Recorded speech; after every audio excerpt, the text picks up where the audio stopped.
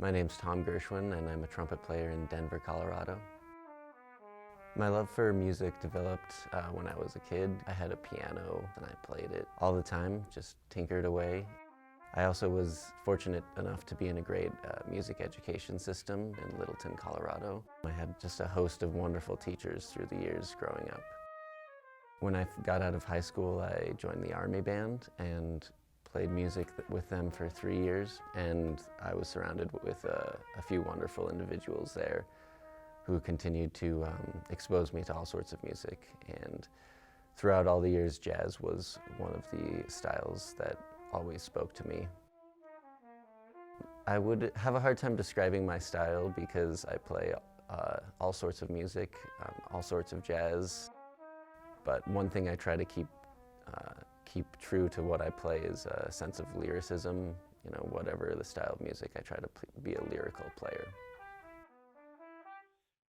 When I joined the Army, I wasn't quite sure what I was going to experience. So all I heard was I was going to have 300 performances a year, and that really appealed to me, coming straight out of school and not being a professional at that point. In some ways, it was really hard because I had zero freedom, and some of the performances were really emotionally taxing. I had to play taps for about like 130 different people just in a matter of 3 years.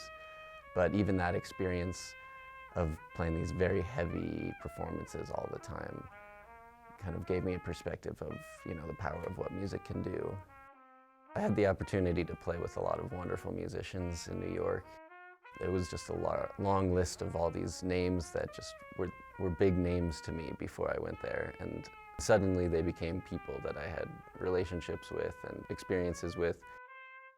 The name that sticks with me the most today is my teacher, Lori Frink. I studied with her for 3 semesters, and I learned a lot about how to structure a continuous approach to practicing with her. Since coming back to Colorado, I found that there was this growth just in Denver and then in the jazz scene as well. There are more venues open. There just seems to be a lot more demand for music. What that has done is kind of fostered a community where everyone's a little more comfortable. There's just a nice community of musicians out working a lot these days, and it's just really wonderful to be in Denver. Wherever you are in life, you can play music.